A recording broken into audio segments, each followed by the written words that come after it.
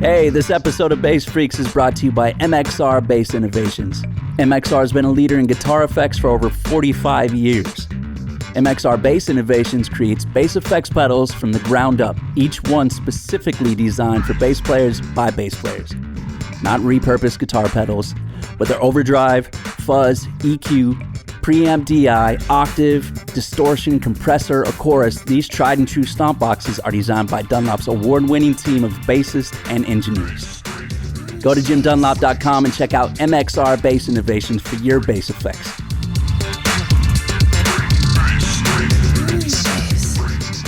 Hello, my friends, and welcome to Bass Freaks, presented by Dunlop. Are you a bass freak? Because if so, you're in the right place. This is a spot for us bass players to chat it up and have some fun, inspire one another.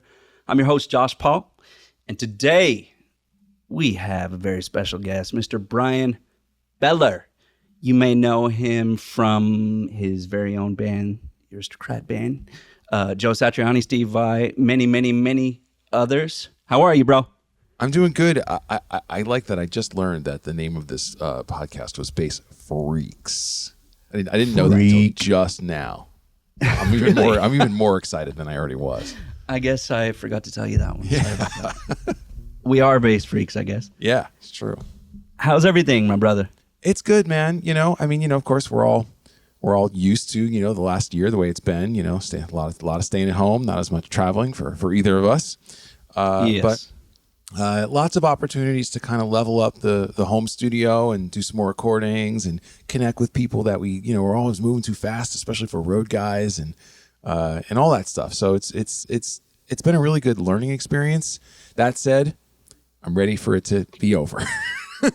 I am with you 1,000,000,000%. Right? So before we get into the meat, tell me about some of your history and how you started playing. Oh, it's funny. I started as a piano player. Oh, really? I was taking classical piano lessons. I was real young, 7, 8, 9, 10.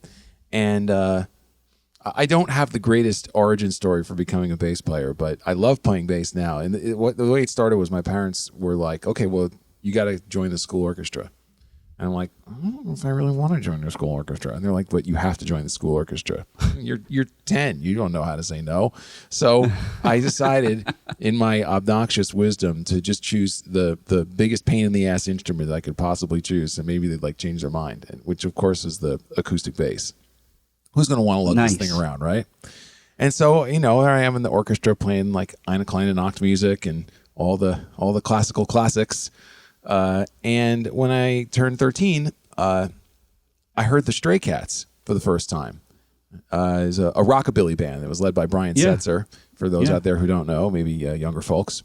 And they had an acoustic bass player who was doing the classic ba-doom doom doom doom doom doom doom doom doom doom doom doom. I'm like, finally something cool on acoustic bass.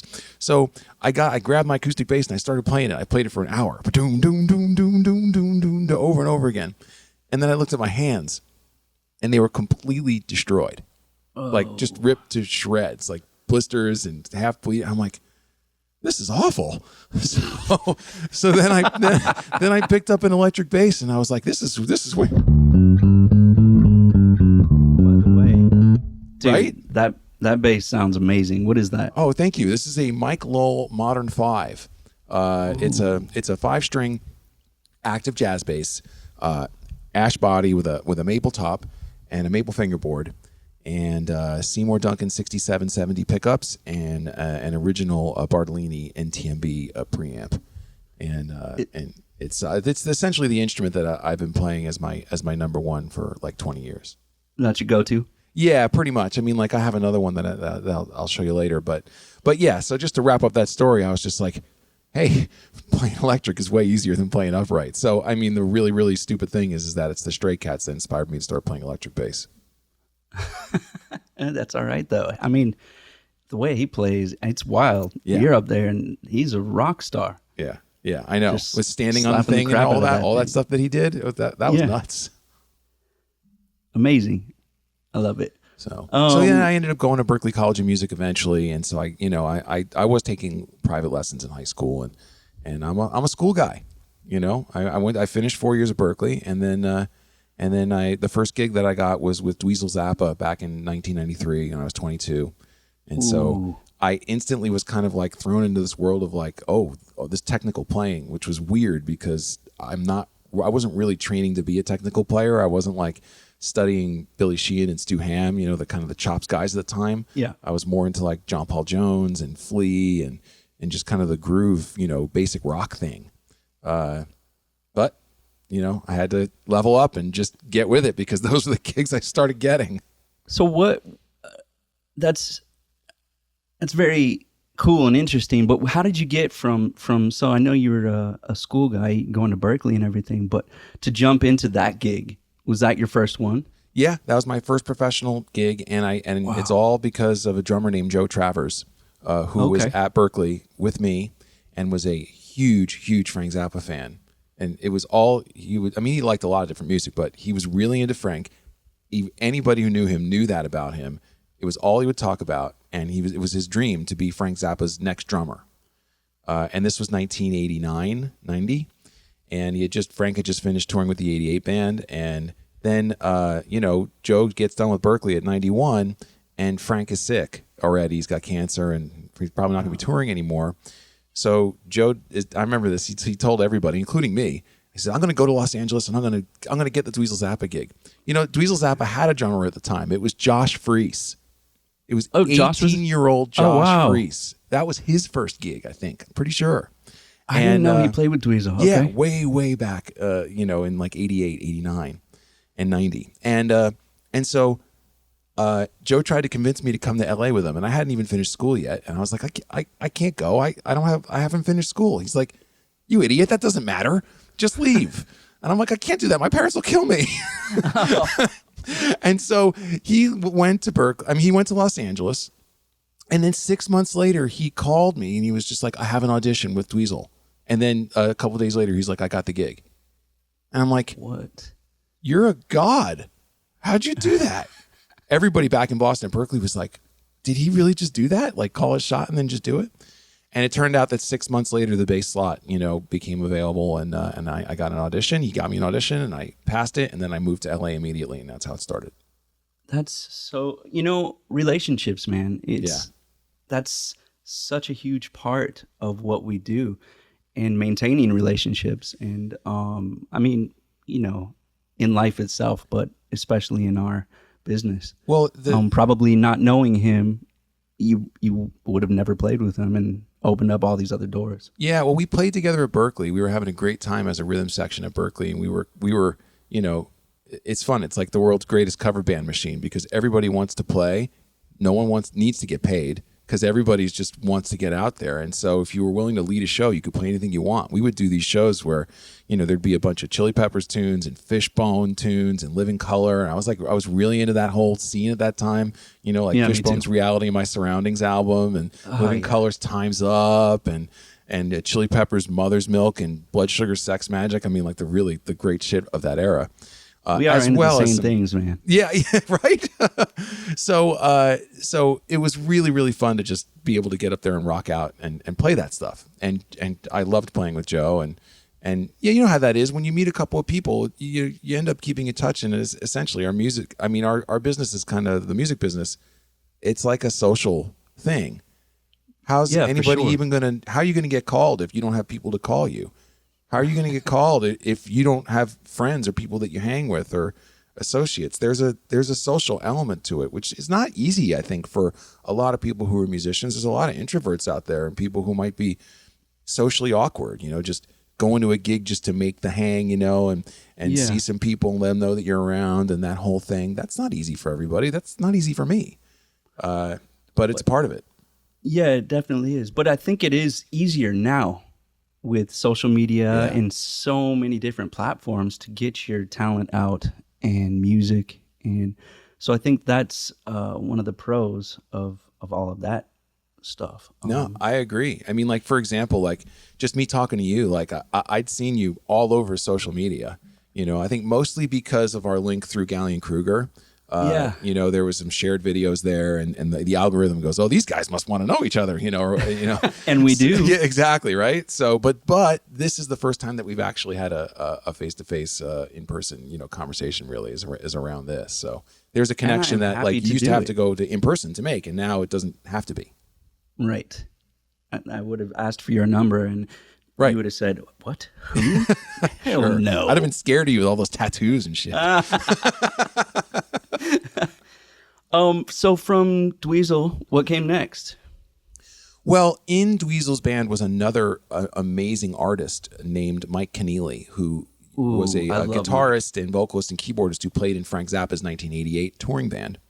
And so Mike had his own music that he was making at the time, and I really, really loved it. It was just a crazy combination of like, you know, Frank stuff and then like XTC Beatles world, and then also like super heavy progressive like Gentle Giant and Yes and some other stuff, and then just weirdo fusion. It was just a very, very eclectic combination of influences and a really, really unique artistry. And it was a great opportunity for me to play weird music, stuff that's way outside the mainstream, but wasn't shreddy, which was like right up my alley. So we ended up leaving Dweezil's band together, and then I ended up I've been playing with him, you know, on and off for 25 years and all sorts of things. We played together in Joe Satriani's band. We played together in Death Clock when that was a thing. You know, the Brendan Smalls, you know, the Metalocalypse cartoon thing. He was in that as well. And he was in Steve Vai's band before I was. And he has his own project, and he's played on my solo albums. So we've just done a million things together. So that was the next. And then it led to some recordings with Vai and some other stuff. I did some records for James Labrie. Dream Theater, the lead singer of Dream Theater. But really, and I'll try and keep this short, you know, I didn't know how to make money as a musician, not really. And I went broke. And so I got a job at an amplifier company called SWR, which doesn't exist anymore. But at the time, it was like, you know, I was already playing and endorsing their stuff, and I really liked it. And so I worked for them for 8 years, and like I got more and more into the corporate side, and I met a lot of great people inside the MI industry and learned a lot that I really needed to know. But then, you know, by 2005, I was 34, and I realized I was like getting really kind of far away from playing, and I just turned the apple cart over and was like, nah, that's it. I'm going back to playing. And so, and it's a good thing you did. Yeah, I started over at 34, and then eventually after that was the Vai touring, and then the Aristocrats with Guthrie Govan and Marco Miniman, our trio that started in 2011. The Death Clock stuff was mostly 2009, 10, and 11, and then I joined Joe Satriani's band in his live band in 2013. Okay. And that's currently or whenever touring begins again? When touring resumes, Joe Satriani's right on deck, because we finished a touring cycle with the Aristocrats. We got really lucky. We did North America summer 2019, and then we did Europe fall and winter 2020. And our European tour finished on March 6, 2020. Oh, wow. You know, we know these dates. Now we all know these dates, you know, and everything. Yeah. It's weird. And Joe Satriani's 100-city world tour was supposed to start in April of 2020. And, of course, the whole thing was completely wiped off the map. So, you know, when touring resumes, that's where we're going to pick up. Okay. Well, you got that to look forward to, and so do all of the people going to those shows. I would love to see it myself. What kind of gear are you using? We talked a little bit about your bass. Yeah, well, you know, it's this instrument, this Michael Modern 5. This has been my go-to for a while, just for this. You know, it's really bright and it can be clean and sweet.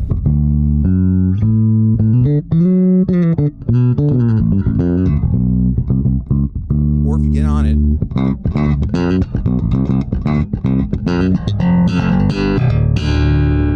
you know, you can really make it bark and spank and stuff. And then I also, because it's got that maple fingerboard and the maple top and the ash body, I mean, it's just a brightness machine. If you kick on overdrive,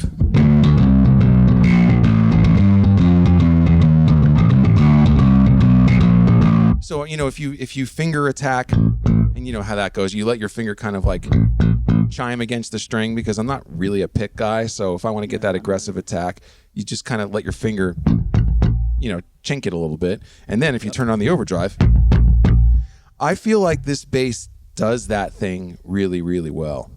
And especially if you start kicking on effects. I mean, like, here's with an overdrive and an octave. This is I think I already may have said the S word, but can we curse on these things, or should we not? Maybe not, huh? Let's not. Okay, so the only reason I say that is because the title of this Aristocrat song has a curse word in it. So say it. The name of the song is called D-Grade F Movie Jam. All right, and it's got this lick in 9.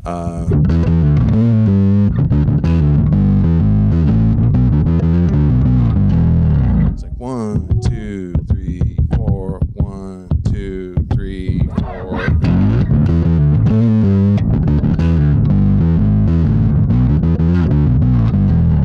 And just there's something about this instrument where it can be really smooth and clean, and still give you all that grit that I've always really dug. It's filthy. That tone and that riff are just filthy. Yeah. What overdrive is that? This is an Exotic Effects bass BB preamp, and I've used it. I've had this same one. And to be really specific, it's the older PCB, which they only made for the first couple years before they changed it. And so I've got a couple of old ones. And I find it reacts really, really well and organically to finger attack. It also does this thing great. Like, it just reacts with the Dunlop bass wah really well. So, like, there's this other song on my solo album, Scenes from the Flood, called Everything and Nothing, where this is the main melody.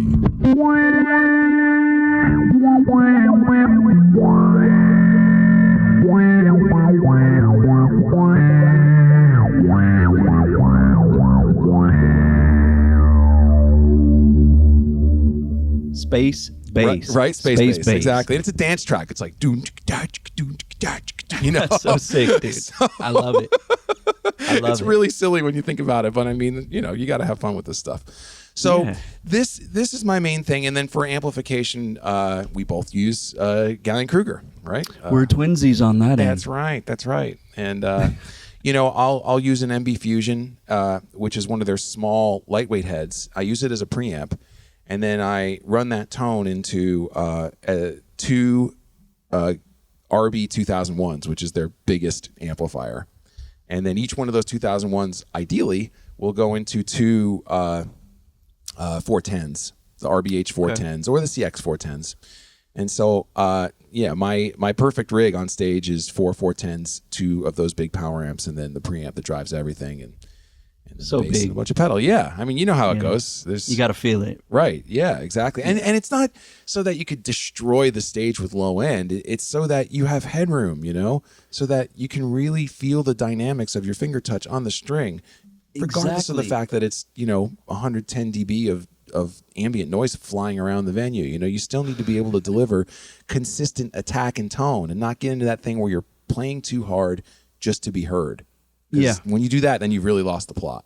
It's somewhat difficult as well using in-ears, because I was never a fan of in-ears, and as bass players, it's a little bit difficult to get used to them.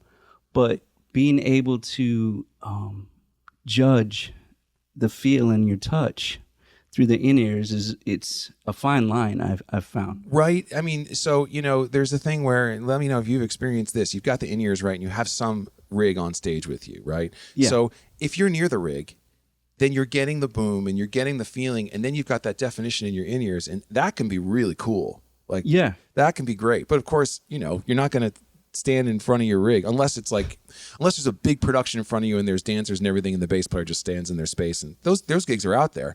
But if you're moving around, then you're moving away from the rig, and suddenly you've got just the in-ears, right? And not nearly as much low-end punch, and your fingers don't quite feel the same when you're hitting the strings. And, the only way to get around that is like to place a sub, maybe, closer to the front of the stage. So if you got to go upstage, you could feel it up there. And then the singers complain. Yep. See, the trick is to be in a band that doesn't have a singer. Damn singers. How about drums? I used to be a drummer. I was a drummer first. Oh, cool. And I definitely feel that it has helped me as a bass player. The relationship obviously is very close. Do you have any favorite drummers? Well, yeah. I mean, the drummers I grew up listening, I learned how to groove and how to play basically by playing along with Led Zeppelin records. So it was just all That John section. Bonham for me. Ooh. Yeah. Yeah. I mean, just it just gets deeper and deeper every year you're alive, and you go back to those recordings, and especially with some of the live stuff that comes out, and you just hear how insanely good he was. Yeah. I mean, just everything we know about modern rock from a rhythm section standpoint really starts with him. Imagine just having that kind of impact on music. It's just crazy. Well, and I don't know, but I'm guessing that he didn't even think about that. He was Right. just Oh, playing. sure. Yeah. The real geniuses, it never occurs to them that they're doing something groundbreaking, right? Right. They're just like, Yeah. oh, yeah, well, I just do this. So, you know. You know, I admire that you are an educator. You're a teacher. I can tell, even just having short conversations with you, that you do a lot of teaching. For me, you know, I sometimes feel like, oh, well, I just play, man. I just do this. And then I forget, no, dude, you got to show me exactly what you're doing. Mm-hmm. You know, take a few steps back. So how do you, when you're teaching, how do you approach that? Or do you ever even encounter that? You know, I do. And it's been interesting. I actually prefer small groups to one-on-ones. You know, one-on-ones can be rewarding, but you know, I've been doing a lot of the one-on-ones kind of like on video, and there is a limit to how good that can get unless you're in the same room as the person and you actually can touch their hands. And because I'm you know, I wouldn't think that anybody would. I don't mean to be like you know, overly humble or anything, but like I said, I'm not a technique-driven player, so I wouldn't expect somebody coming to me to be like, teach me how to play fast, you know, because that's not my thing. But if they want to learn about like why certain tones can be good and how your finger and your hand attack can affect that sort of stuff and what kind of choices you want to make in certain situations, I think I have a lot to offer. But it's hard over video, you know? Yes. It's been working. I've been getting better at it, but it definitely is a bit of a challenge. In the group environment, I find that sometimes students learn more from the other student learning something That makes sense. in front of them than they will encounter in a one-on-one communication in a private lesson, just because it's hard to explain, but there's some kind of like personal identity stuff that goes along with a one-on-one conversation that when you're in a group, you can kind of reach a breakthrough in a different way. It can kind of get around your own barriers and preconceived notions of the way you think things should be when you watch somebody else go through it. So I like doing clinics and when there's like a small group. But of course, you know, I mean, educating is the kind of highest art that we have, because a lot of people are coming to shows. I mean, people just want to be entertained and come to shows. They come watch a show. It's great. Yeah. But if a musician's coming to a show because they want to check out the people who are playing, I mean, that's an educational thing right there. They're wanting to kind of learn something. And we don't realize how much we know just by having the fortunate experience, the truly blessed experience of playing professional gigs and going on tours. Because there's things that you only learn as a musician after you've done the same show 50 times. Right.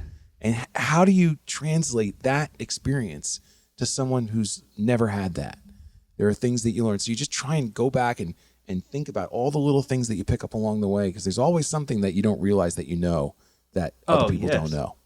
Oh, yeah. Yeah. So are you predominantly a touring guy, or do you do quite a bit of session work? Mostly touring. I mean, certainly ever since 2013 with Joe Satriani obviously was already a world touring act when I joined that band, but the Aristocrats only started in 2011, and of course we all had, you know, wanted it to succeed, but I don't think we ever really imagined that we would be doing 120 shows around the world every single time we put out a record. It's your own thing. It's right, and it's our own band, right? So between those two acts, trying to put those two touring cycles, and then of course the in-between touring, making the record to support the tour or the tour to support the record, depending on how you look at it these days, you know, that was enough I would do some sessions for people when I was back home off of tours, but I remember I would feel pretty exhausted after a cycle was over, and I definitely needed some time to recover. So I wasn't out there kind of chasing or working it for session gigs. And then, of course, as you know, that's self-reinforcing. People start to know you as a touring guy as opposed to a session guy, and then that happens. And as long as you're touring all the time and it works out financially for your lifestyle, then great. Then COVID happened, and suddenly the touring guys are looking at the session guys like, oh, right. Yeah. Oh, dude. But I've had the that. opportunity to do more sessions, certainly a lot more than I would have if I was on a regular touring cycle, and it's been great. There's been a lot of cool artists that I've gotten to know over the past year.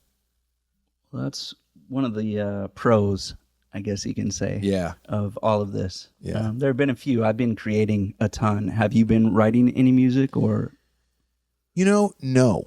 Okay. I mean, I know that for this time period, this is a great opportunity for a lot of people to kind of write that record. They make the demos and actually spend the time writing, going through the process that they always wanted to make, but life was just going too fast. And I applaud every single person who's going through that process right now, because I know a lot of people are. I kind of went through it myself in 2017 when I had been on the road for almost 5 years straight. And I knew I had this double concept, this double album, this solo album. It was kind of a progressive concept album. I had 18 songs in my head, and they're just floating around up there, and I was dying to get them out of my head. Like, they were almost fully formed. It was really weird. And so I just took a year off, 2017, and did nothing but demo them. And then in 2018, I did some touring and tracked them. And then in 2019, I released that double album, and it was called Scenes from the Flood. And I'm really... Is that out? Can people get that? Yeah. People can check that out. If you go to my website, bryanbeller.com, there's a shop link, and it'll show you where you can get it from my own web stores or Bandcamp or iTunes, and it's streaming too. It's everywhere. Very cool. And so I kind of did it, and then now suddenly there's this big open time where we're not. And I just found, instead of going back and writing again, I've been going slower. Okay. Like, I've just been doing a little less, and there's been some cool personal life stuff, that's happened as a result of that. There's no room really when you're just going a million miles an hour, touring and all the rest of that stuff. So I've just smelling the roses a little bit is what's going on. Yeah. But and I'm what? You're building up this whole new record right now with all of these new experiences and feelings. Yeah. But before I should mention, while I wasn't writing during these last few months, I was helping to curate a live album for the Aristocrats, which is coming out on May 7. And that's called Freeze Live in Europe 2020.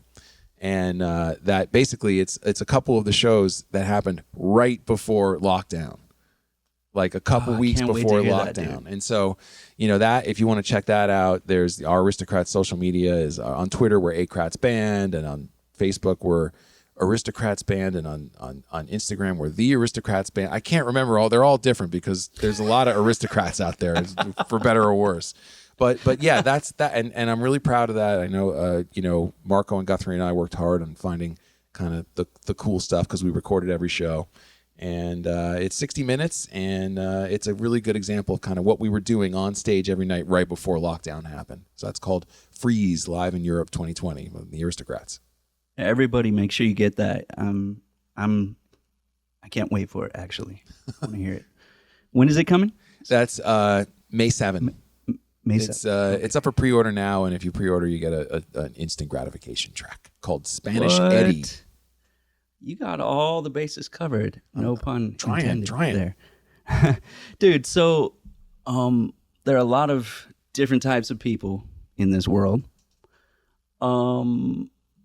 And this goes not only with being a musician and different work, but how do you navigate situations when dealing with maybe difficult people in certain situations while on the road?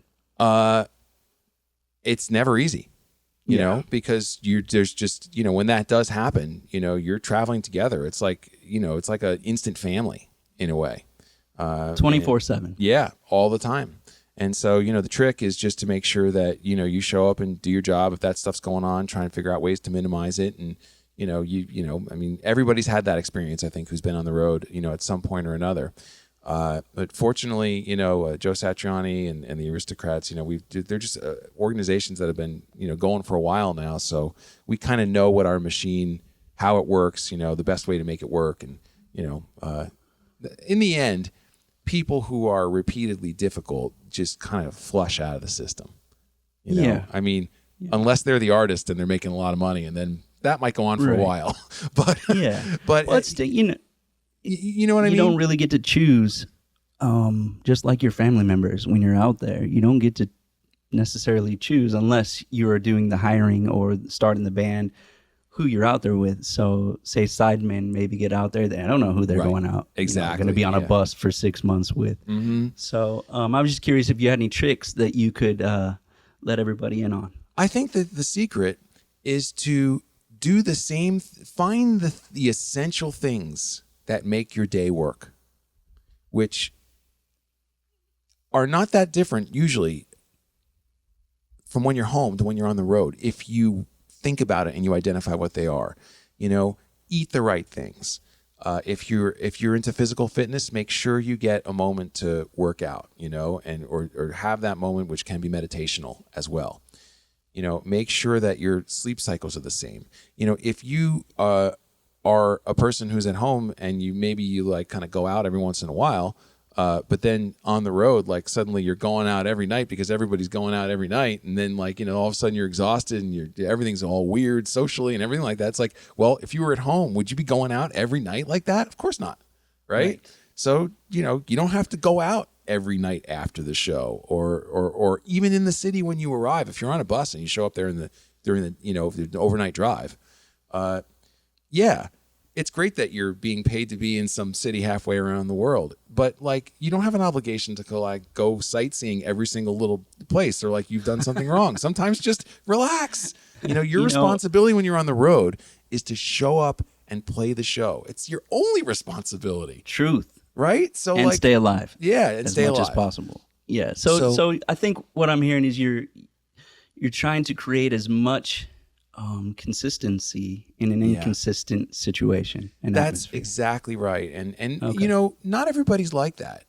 I think that there are people who thrive on having a different experience every day, and that's what fuels them. And monotony would drive them crazy. And that's one of the reasons they like touring in the first place. Yep. I am not that person. You know what? I used to be. I've grown up so much, even in the last just 5 years alone. Yeah. I was a little bit of a wild child before, but I'm a grown up now with kids and a wife, and this is the best I've ever felt in my whole life. Yeah. The thing that you said about people, that's going to be true whether you have to go to an office. There's always one or more than one, a personal interaction that just the chemistry doesn't work, and you got to figure out a way to make it work. Nobody's an island. Ideally, you can create a work and personal and family situation where everybody that you interact with all the time, it's all positive and it's all good, and I want a pony and a unicorn too. That's not how life works. Me too, damn it. Right? I want a unicorn, a pony covered with tattoos. It's yes. So it's a great thing that you bring up, and it's a big lesson, I think for aspiring musicians as well. There's the whole, one of the oldest, tropes in our world is if you're offered the gig, there's the music, the money, and the hang. If 2 out of 3 are good, take the gig. Right. And if say that one more time. Yeah. Say that one more time. So if you're offered a gig, right, there's the music, there's the money, and then there's the hang. And if 2 out of 3 are good, take the gig. If 1 out of 3 are good, I don't know. Because if it's just for the money and you don't like the music and you don't like the people, that's going to get old really, really fast. If you like the music and there's not a lot of money and the people are weird, then eventually the music will get affected. If the hang is great, but the music isn't great and then there's no money, then you could do that at home. So Yeah, man. You're right. I don't know who came up with that formulation, but I like it. I dig it too. I didn't come up with it. Before we move on, do you have a favorite track on that record that's coming out May 7th? Oh God, they're all my favorites. I know they're all your babies. How could you choose, right? Yeah. I can't choose just one because I'm so close to them. I mean, like, there's only 6 tracks on the album anyway because they're long. Right. And so the way that it works is that the way the Aristocrats work is that we're all individual songwriters. And so we always, on every studio album, there's always 3 songs from each of us. And then on this live album, that's very cool. That's an interesting way to do it.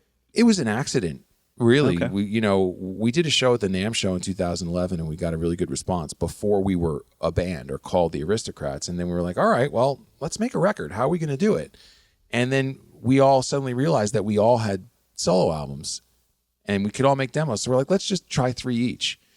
And it ended up being a nice formula, and our songwriting chemistry was also cool, as well as our musical chemistry just from playing live.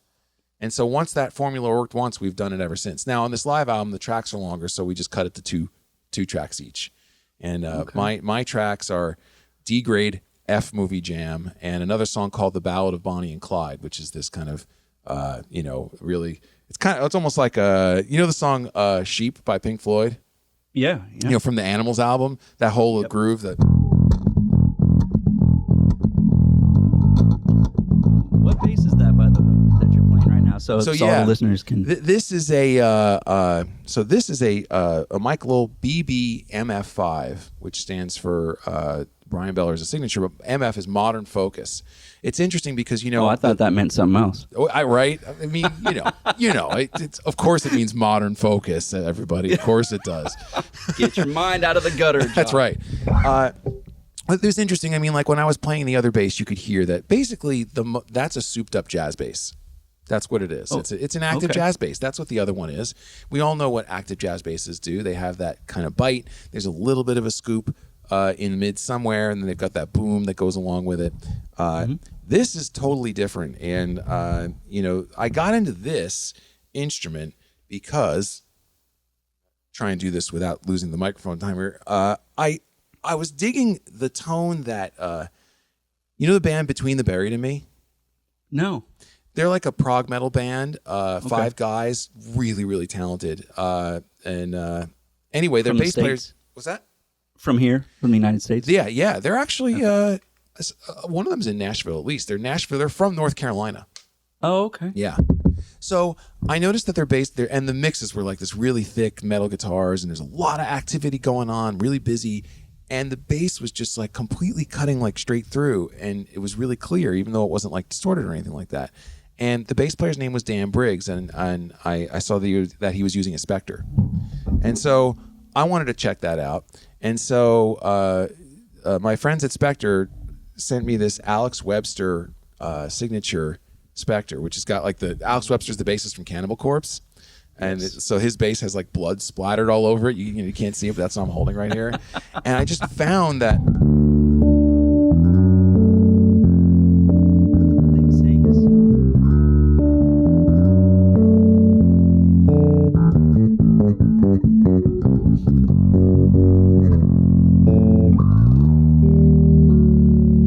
it has a really kind of mid-rangey, modern kind of compressy kind of feel. And it's really, Cuts really through. Yeah, it's hard to explain, but it bounces back at you really fast when you play it. It's really nice. And so I love the way this thing sounds. And I took it on the road with Joe Satriani and the Aristocrats for a while. And I kept trying to love the way that it felt, but because it's a neck through, it's not a bolt on like the instruments I've been playing my whole life. It just feels a little bit different. So what I did was, hang on. I talked to the guys at Mike Lowell, and I said, this is an alder body with a maple top and an ebony fingerboard and EMG 40 DC pickups and an EMG BQC preamp. And can you do this in a bolt-on? And that's what the BBMF5 essentially is.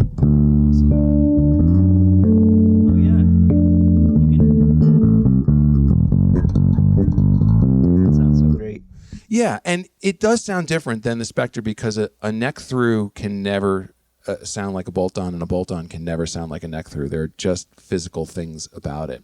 But when you've been playing a certain kind of luthier's DNA brand and build for 20 years, your hands get programmed to a certain extent. It's not to say I couldn't pick up a Fender P and play it, but I really like the way these things feel. So that's what this instrument is, the Michael BB MF5. Sounds great as well, man. I mean, I know a lot of it is in the fingers, but that bass sounds great. Yeah.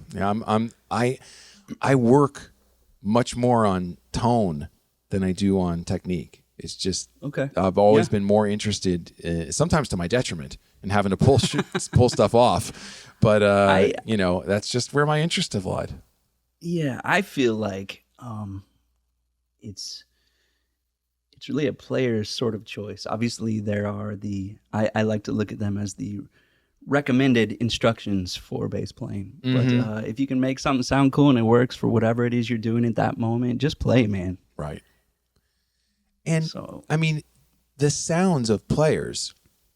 I mean, we generally know what John Paul Jones sounds like, what Jocko sounds like, what Victor sounds like, what Billy Sheehan sounds like. I mean, it's the sound that is the instant identifier for us in terms of who an artist is. I mean, even we know what Rage Against the Machine sounds like, right? We just hear it right away, the sound of Zach and the sound of that band. And, these sound identifiers, to me, are much more important and lasting in terms of impact than, a scale or a chord progression or a melody. I mean, all that stuff is important. Absolutely. But just the combination of 4 individual sounds forming a band, or 3 sounds, and everybody's individual choice in what sound they make, that's the thing that makes your brain go, oh, I know who that is. That's X. 100%. 100%. For maybe some young people or maybe some older people starting a band, what advice would you give them? Very first piece of advice.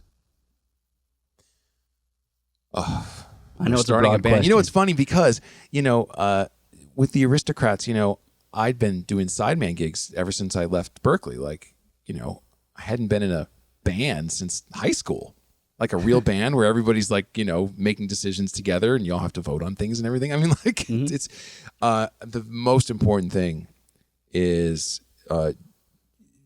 do you like hanging out with these people, and do you have common interests? I think that's before anything, because if it's a kind of a weird hang and you're forming a band with that person, that's just not going to work. Well, you got to live with them 24/7 at some point. And then the next thing is you got to figure out who's doing most of the writing, because that ends up being a very important thing.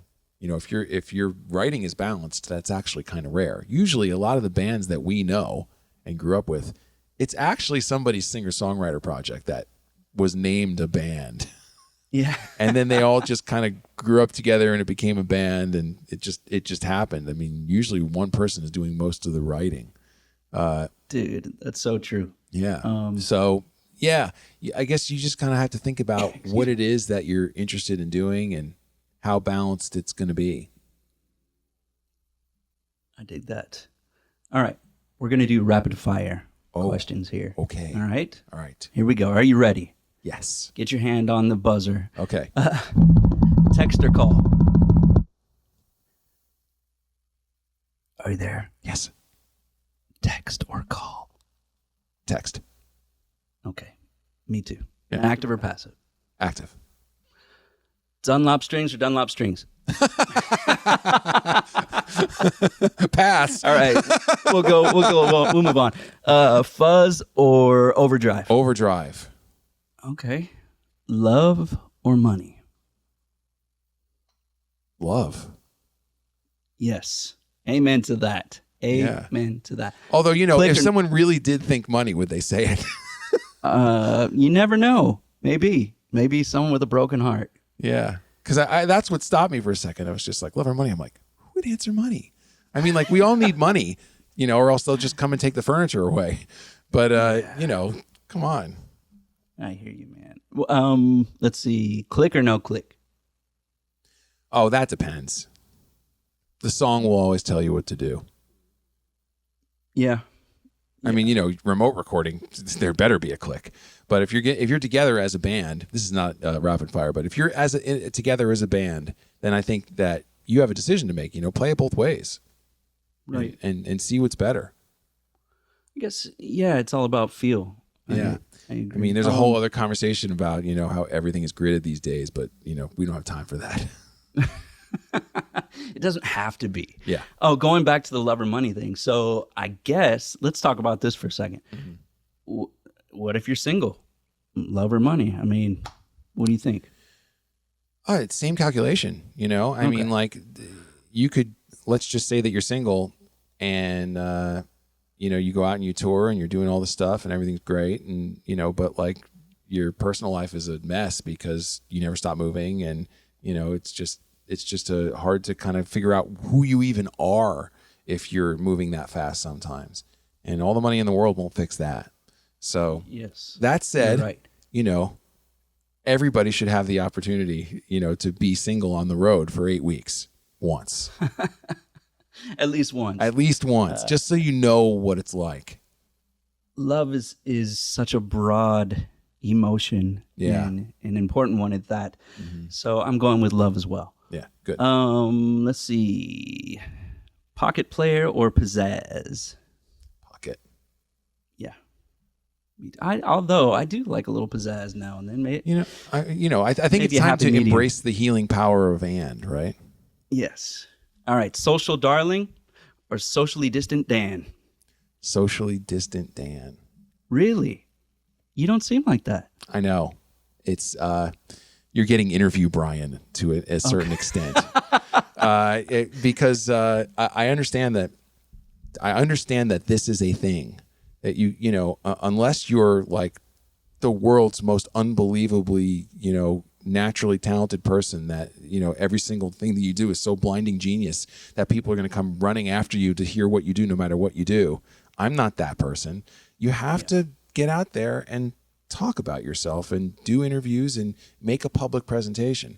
I mean, I'm not like, you know, a complete Jekyll and Hyde. As soon as we turn this off, I just, you know, go hide in a cave for 6 months. But I live in the middle of nowhere and I don't really go out that much. And I spend a lot of time in nature and hiking and doing things by myself. I need a lot more alone time, I've noticed, than most people. Huh. That's healthy. It's cool. At least that's one way to look at it. Yeah, I mean, you recognize it. What about you? You know, I'm a little bit of both, man. Yeah. You know, I have 4 boys and my wife, so I'm it's kind of hard to be like a loner in the middle of a scene like that. Yeah, I enjoy being around people. Yeah. You know, probably it may seem weird, but the moments that I like to be by myself are mostly on tour. You know, I totally get that. Rare moments where you can get away by yourself and just kind of regroup. Those are kind of my moments. But otherwise, man, I enjoy people. Yeah. So, well, dude, give me some of your social media stuff to give everybody.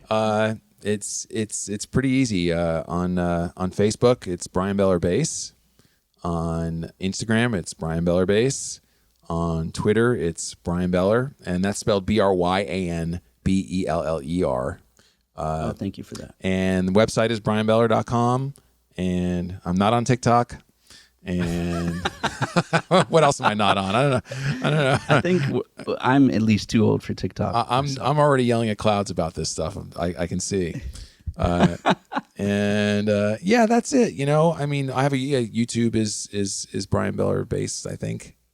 Anyway, you got it all. I was an early adopter of social media, and okay, cool. I remember the glory days before everybody realized that it was actually all super weird, and right. Yeah, because part of being in this business, and I know I kind of said this before, but I'll say it in a different way.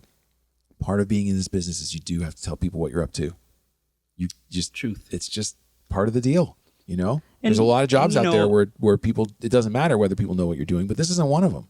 Yeah. I always feel a little awkward with it. I'm sure everybody else does too, because it kind of feels like you're bragging a bit. But how else are they going to know? Yeah. I mean, we used to remember hanging concert flyers. Yeah. On telephone poles. Yep. I used to do that. You know, we all had ways of or handing out flyers in school. We all did that, right? Because you got to tell people about what you're doing in order to get them in the show. If they like what they see, then maybe they'll come back and you won't have to try as hard the next time. But you got to start somewhere. Yes, sir. Yes, sir. Dude, thank you so much for coming on here. Thank you. What a cool honor it is to meet you. I mean, you're a ridiculous player. How come you didn't pick up? You didn't pick up an instrument once. This isn't fair. Because I want to hear you play, man. Oh, come on. I really appreciate you coming on here, and I would love to do it again. Everybody, please make sure you check out Bryan and his music. And when he's out there on the road, go check him out. And dude, much love to you, man. Thank you. Thank you very much. Thank you, Dunlop. Thank you to everybody who's listening. And be safe out there. We'll see you soon on a loud stage, hopefully sometime soon. Yes, sir. Thank you, Bass Freaks, for listening in. Please stay healthy. Spread kindness, love, good vibes, inspiration. And remember, you got this. Follow your path and just play. Until next time, cheers.